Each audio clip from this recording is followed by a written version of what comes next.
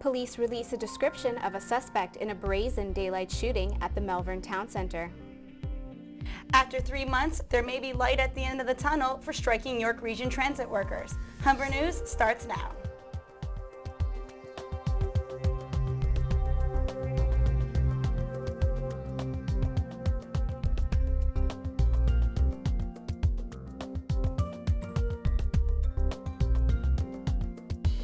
Hello, it's Wednesday, January 25th. Welcome to Humber News, coming to you from the Broadcast Center here at the North Campus. I'm Alicia Parchment. Thanks for joining us. And I'm Stephanie Lippa. Ahead on our show, we have all your news, sports, and entertainment highlights, as well as your 5-day weather forecast. But first, Alicia has our top story.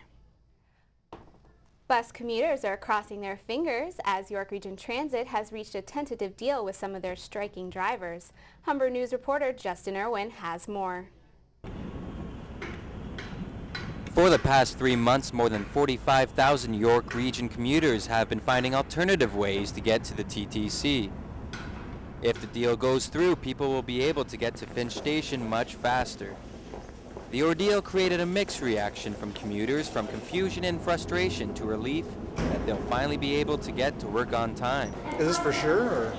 I'm not sure the details of the deal. But I know it's been a long and arduous and difficult one for the people concerned. Well, it's about time, because it's been months. They should have came up with a deal like 2 weeks into the whole entire strike. If the service resumes, so I can take the bus to the work. Spending 4 hours a day commuting is just really painful, especially when you're a mother of a toddler. You just don't have the energy to do it all. The prospect of getting Viva buses finally back on the road will surely keep money back in people's pockets. Well, I have to take the GO to now, so it's cost me a lot more a month, maybe around extra $100. The deal is subject to tomorrow morning's vote of 220 members of Local 113, which operates Viva buses. No word yet on the rest of the YRT. Commuters hope the deal will be ratified tomorrow. Justin Irwin, Humber News. Closer to home, students could have a new bus route along Finch Avenue in less than 3 years. This comes with a new transit proposal from TTC Chair Karen Stintz. Part of the proposal would install bus-specific lanes along Finch, speeding up travel times and helping with overcrowding. Construction could start as early as 2014. Money for the project will come from existing funds for the Eglinton Light Rail project. The new proposal could free up close to $2 billion for other projects on the list. These include a new stop at Victoria Park for the Shepherd subway and long-awaited relief for almost 42,000 TTC riders who pack Finch buses every day. Stint's new plan could go to a vote as early as February or March, and if passed, work on all 3 lines could start right away. Police are searching for a murder suspect in the Scarborough community of Malvern.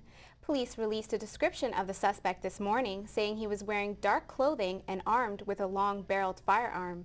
Chris Thompson was shot to death inside the Cut Creator barbershop in Malvern Town Centre yesterday around noon hour.